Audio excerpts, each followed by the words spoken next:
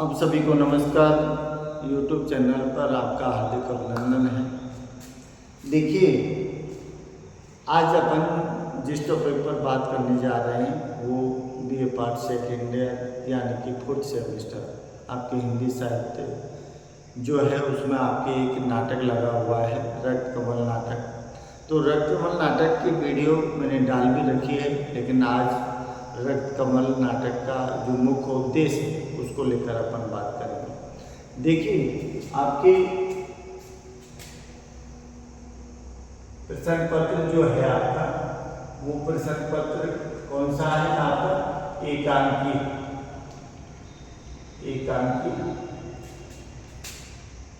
एवं कथित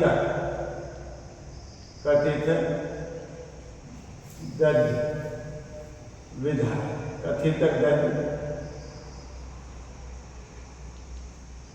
एवं नाटक ये आपका क्या है? प्रश्न है, प्रश्न पत्र है आपका। प्रश्न पत्र आपकी क्या है? BA सेकेंड ईयर यानी कि आपका क्या है?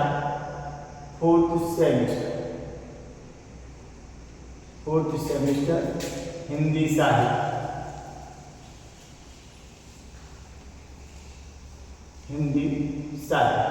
तो आपकी BA सेकेंड ईयर यानी कि 4th सेमेस्टर में क्या लगा है?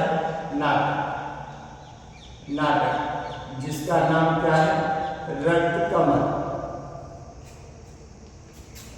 कमल नाटक है। लेखक कौन है? लक्ष्मी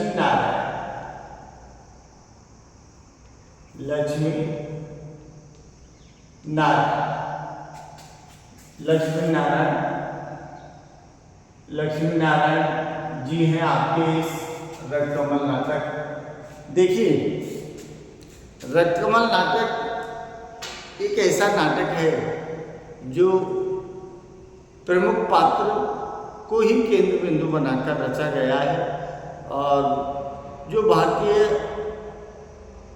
लोग हैं या कहीं के भारतीय को स्वतंत्र या आज़ाद हुए बहुत दिन हो गए, लेकिन आज भी बहुत सारी परिस्थितियाँ ऐसी बनी हुई हैं जिससे आज़ादी का कोई मतलब नहीं निकला है।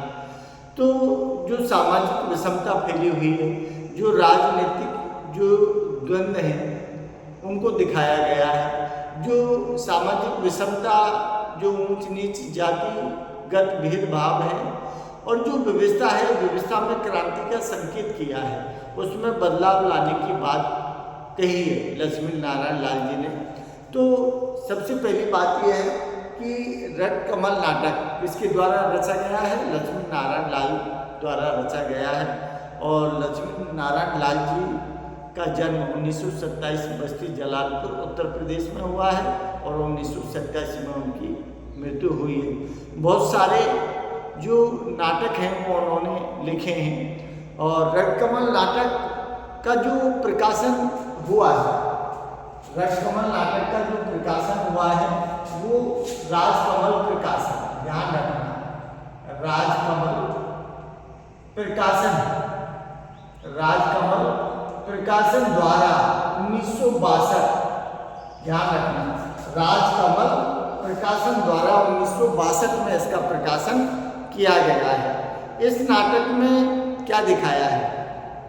देखिए, इस नाटक में अपने समय के राजनीतिक द्वंद्व दिखाए हैं, जो स्वदेशी आंदोलन के मुद्दे को ध्यान केंद्रित करके ये लिखा गया है। रक्त कमल नाटक कैसा है?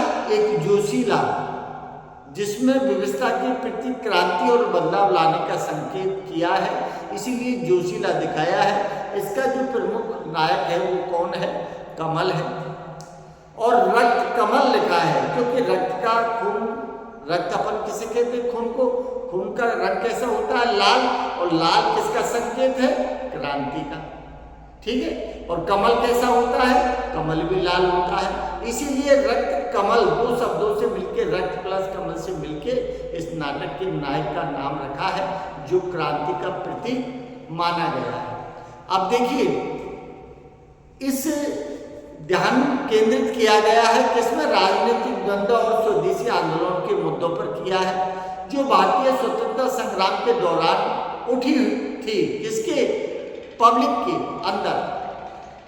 यह एक कथा जो नायक है इसमें रक्तमल, उसके चारों ओर इर्द-गिर्द घूमती है, जो विविधताओं, प्रेम और समाज के विभिन्न वर्गों के बीच क्या लिखा है, प्रेम, समाज के विभिन्न वर्गों के बीच जो संघर्ष के माध्यम से सामाजिक अधिकारों और उनकी स्वतंत्रता की आवाज को उठाता है। जो समाज में विषमता फैली हुई है, उनके अधिकार क्या है, उनके संघर्ष को इसमें दिखाया गया है। यह नाटक सामाजिक न्याय, स्वतंत्रता, राष्ट्रीय एकता के महत्वपूर्ण बिंदुओं पर लिखा गया है।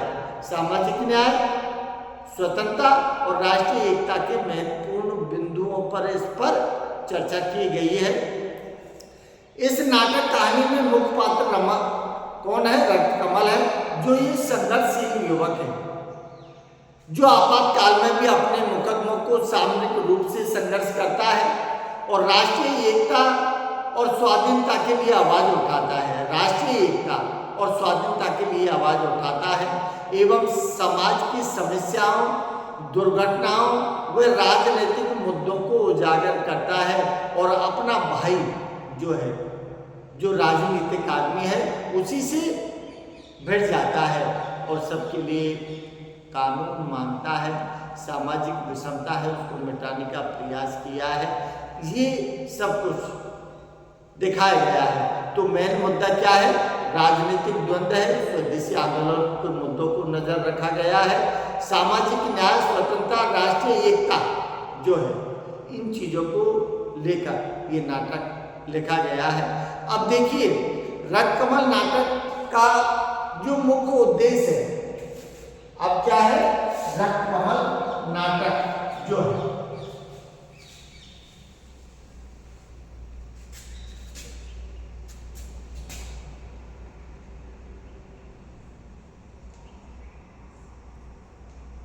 रक्तकमल नाटक का मुख्य उद्देश्य क्या है, आपसे उद्देश्य पूछा जाएगा। भाई नाटक, देखिए नाटक है तो जिसे अपन कहें कि नाटक में ज्यादातर क्या पूछता है, तात्विक समीक्षा करवाता है या नाटक का प्रमुख उद्देश्य पूछता है या प्रमुख जो नाटक का नायक है उसकी चारित्रिक विशेषता पूछा। ये तीन प्रश्न हैं जो आपस में घूमते हैं। तो देखिए सबसे पहले नाटक का जो उद्देश्य है, अब देखिए नाटक का उद्देश्य पूछा है तो सबसे पहले तो आपको क्या करनी होती है, भूमिका लिखिए। कोई भी क्वेश्चन आप करते हो उससे पहले 2-4 लाइन में भूमिका लिखिए, भूमिका की विध, उसके बाद फिर पॉइंटों को आप रखिए। तो देखिए सबसे पहले पॉइंट जो है, क्या दिया है, मानवीय मूल्यों की स्थापना रखिए, मानवीय मूल्यों की स्थापना। इसका मतलब मानवीय मूल्यों की स्थापना का मतलब क्या है, अरे सर्वोपरि मानव को माना है। जो भारतीय जो लोग हैं, जो सामाजिक विषमता कहें या आर्थिक विषमता कहें, सबसे जो जूझ रहे हैं उनकी परेशानी को मिटाया जाए, तो मानवीय मूल्यों की स्थापना करना पहला कार्य माना है इन्होंने, मानवीय मूल्यों की स्थापना करना। ये दूसरा युद्ध दिया है जिसमें कहे कि नए समाज की स्थापना, क्या है, नए समाज की स्थापना करने का संदेश। अब नए समाज की स्थापना कब होगी, अरे जब समाज से विषमताएं मिटेंगी, जो अनेक तरह की कुरीतियां हैं, जो जातिगत भेदभाव, ऊंच नीच जो है वो सारी मिटेंगी, तो नए समाज की स्थापना होगी। देश की आर्थिक विषमता का चित्रण किया है, क्या किया है, देश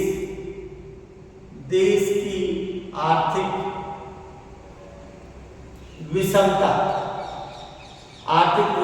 का चित्रण आर्थिक विषमता का चित्रण किया है। समझ लो क्या किया है? सामाजिक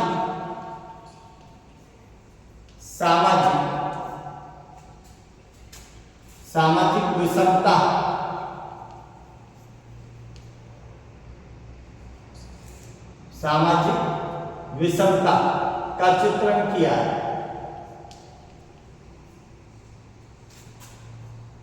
क्या दिया है? राजनीतिक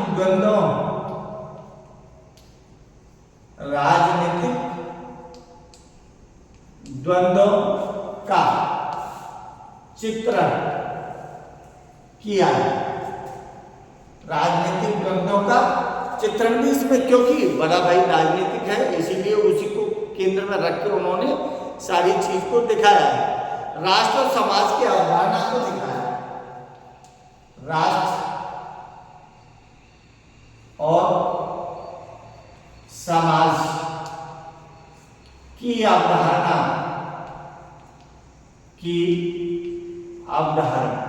को भी इसमें, क्योंकि राष्ट्र सर्वोपरि माना है, तो राष्ट्र और समाज, राष्ट्र अच्छा कब बनेगा? जब समाज अच्छा बनेगा। तो सबसे पहले समाज के अंदर की जो चीजें हैं उनको मिटाने का संकेत किया है। दूसरा दिया है उपस्थिति जो चुनौतियां हैं, उपस्थिति जो चुनौतियां की ओर ध्यान आकर्षित किया है। उपस्थिति जो चुनौतियां हैं, उपस्थिति चुनौतियों का चित्र। अब वो चुनौती कोई भी हो सकती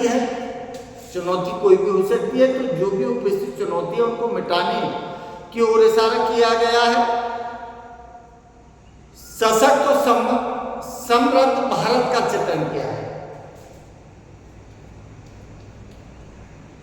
सशक्त एवं समृद्ध भारत का चित्र।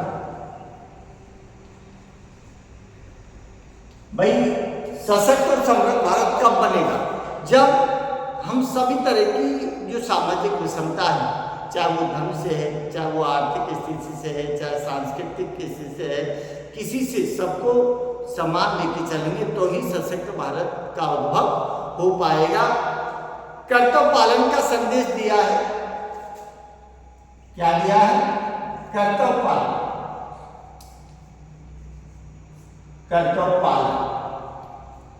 का संदेश।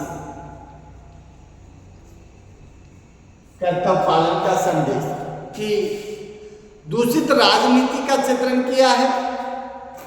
क्या दिया है? दूषित राजनीति का चित्रण। दूषित राजनीति का चित्रण इसमें किया गया है। जो गंदी राजनीति है, अरे गंदी राजनीति, गंदी सोच, उसको छोड़िए। जब जाके समृद्ध भारत का निर्माण हो सकता है तो परस्पर भाईचारे का संदेश दिया है। क्या दिया है? परस्पर